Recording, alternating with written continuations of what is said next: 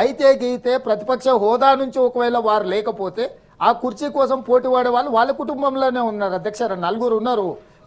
వాళ్ళు ఎవరైనా అట్లా కోరుకుంటూ ఉండొచ్చు అధ్యక్ష. నేను ఎప్పుడు కోరుకోను అధ్యక్ష. నేను ఎప్పుడైనా ఎన్నికల్లో పోటీ పడి ప్రజా తీర్పు కోరి ప్రజల ఆశీర్వాదంతో బాధ్యత చేపట్టాలనుకుంటున్నా తప్ప వాళ్ళ కుటుంబ సభ్యుల్లాక ఎప్పుడు పోతాడా ఎప్పుడు ఆ కుర్చీలో కూర్చుందామా. చంద్రశేఖరరావు గారు ముఖ్యమంత్రిగా ఉన్నప్పుడు కేటీ రామారావు గారే వారు దిగిపోతున్నారు, నేను ముఖ్యమంత్రి అవుతున్నాను, వారి అనుచరులు వారితో సహచర మంత్రివర్గ సభ్యులు శ్రీనివాస్ యాదవ్ గారు, శ్రీనివాస్ గౌడ్ గారు, దయాకర్రావు గారు వీళ్ళందరూ ఆ రోజుల్లో మాట్లాడినారు అధ్యక్ష. ఇది వాస్తవము. ఉన్న ముఖ్యమంత్రిని, సిట్టింగ్ ముఖ్యమంత్రిని, కన్న తండ్రిని దించేసి కన్న కొడుక కుర్చీలు ఎక్కాలని ఔరంగజేబు లాగా ఆలోచన చేసింది వాళ్ళ అధ్యక్ష, నేను కాదు. నేను వారు ముఖ్యమంత్రిగా ఉన్నప్పుడు ప్రతిపక్షంలో ఎమ్మెల్యేగా, పార్లమెంట్ సభ్యుడిగా, వర్కింగ్ ప్రెసిడెంట్గా, పార్టీ అధ్యక్షుడిగా ప్రజా సమస్యల మీద కొట్లాడి ప్రజాక్షేత్రంలోకి వెళ్ళి ఎన్నికలలో ప్రజా తీర్పు కోరి ప్రజల తీర్పు మేరకు నేను ఇక్కడికి వచ్చిన అధ్యక్ష. ఈరోజు తమరి ద్వారా నేను వారికి ఒక మాట స్పష్టంగా చెప్పదలుచుకున్నా అధ్యక్ష. చంద్రశేఖరరావు గారు కూడా ఈ మాట చేరాలని నేను ఆశిస్తున్నా అధ్యక్ష. వారు ఆరోగ్యంగా ఉండాలి. ఈ మధ్యలో వాళ్ళు 71 సంవత్సరాల జన్మదినం పూర్తి చేసుకున్నారు. వారు 100 సంవత్సరాలు ఆరోగ్యంగా ఉండాలి. వారు ప్రతిపక్ష నాయకుడిగా ఉండాలి. ప్రజా సమస్యల మీద వారు సభకు వచ్చి మాట్లాడాలి. మా ప్రభుత్వంలో తీసుకుంటున్న నిర్ణయాలు, సంక్షేమం, అభివృద్ధికి సంబంధించిన సలహాలు, సూచనలు ఇవ్వాలని మేము వారిని కోరుకుంటున్నాం. వారి సభలోకి రావాలని కూడా అనుకుంటున్నాం అధ్యక్ష. అదే సందర్భంలో దాదాపుగా ఈ 15 నెలలలో చంద్రశేఖరరావు గారు ప్రధాన ప్రతిపక్ష నాయకుడిగా, ప్రజాప్రతినిధిగా 57,84,124 రూపాయల జీతభత్యాలు పొందినారు అధ్యక్ష. కానీ వారు సభకు వచ్చింది 2 సార్లే అధ్యక్ష.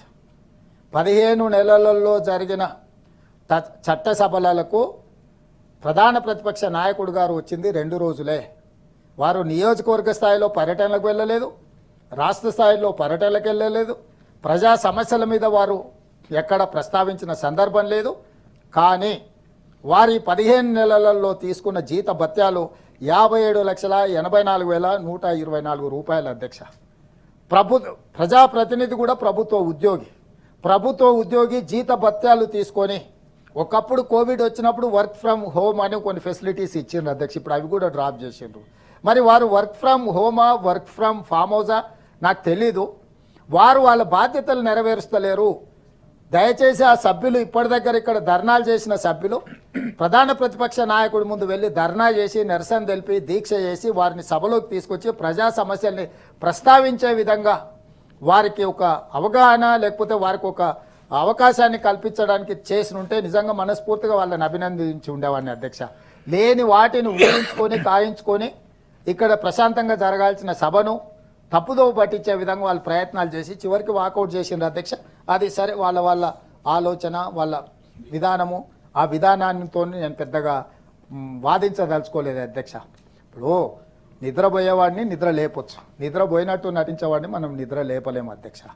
సో గిచ్చితే తంతే లేవనోడు అంటే గిచ్చితే లేస్తాడా అనేది పెద్దలు చెప్పారు. కాబట్టి వాళ్ళు కావాలి అని ఇట్లా వ్యవహరిస్తున్నప్పుడు నేను చెప్పడానికి ఏం లేదు అధ్యక్ష.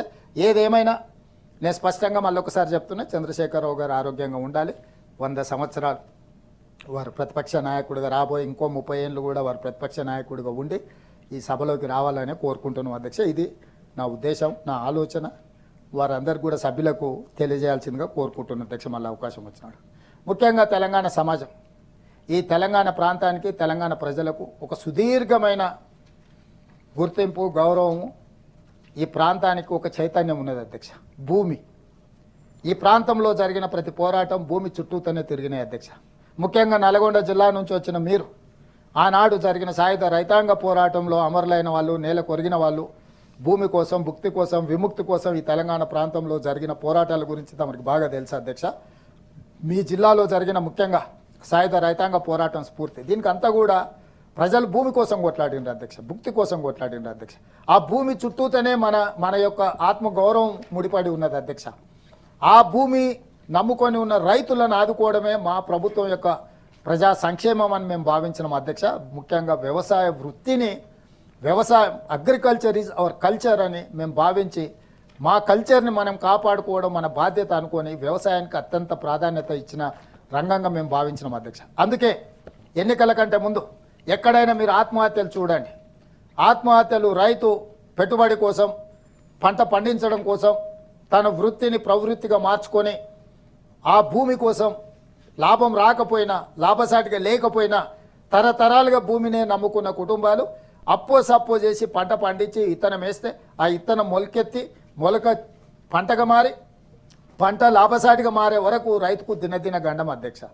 కానీ ఏ ప్రకృతి వైపరీత్యం వచ్చినా, అకాల వర్షాలు వచ్చినా, లేకపోతే లేని కరువు వచ్చినా, ఏదొచ్చినా రైతుకు పిడుగుపాటుగా మారి రైతును అప్పులపాలు చేస్తే, అప్పు తెచ్చుకున్న రైతు అప్పులవాడి ఇంటి ముందుకు వస్తే ఆత్మగౌరవంతో తలెత్తుకోలేక కట్టుకున్న భార్య ముందో, కన్న కొడుకుల పిల్లల ముందో ఆ అవమానాన్ని భరించలేక రైతులు ఆత్మహత్యలు చేసుకుంటున్నారు అధ్యక్ష. రైతు ఆత్మహత్యలకు ప్రధానమైన కారణం రైతు యొక్క అప్పు.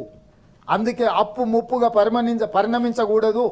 ఆ అప్పు నుంచి రైతును విముక్తి చేయాలని ఆనాడు ఎన్నికల మేనిఫెస్టోలో పెద్దలు జీవన్ రెడ్డి గారు లాంటి ప్రజాప్రతినిధులు ఇచ్చిన సూచన మేరకు రైతుకు 2 లక్షల రూపాయల రుణమాఫీ చేస్తామని ఎన్నికల హామీ ఇచ్చి మొదటి 10 నెలల్లోనే 25,35,000 మంది రైతులకు 20,612 కోట్ల రూపాయల రైతు రుణమాఫీ చేసి ఇది రైతు ప్రభుత్వము, వ్యవసాయం దండుగ కాదు వ్యవసాయం పండుగ అని నిరూపించుకున్న ప్రభుత్వం మా ప్రభుత్వం, ప్రజా ప్రభుత్వం అధ్యక్ష.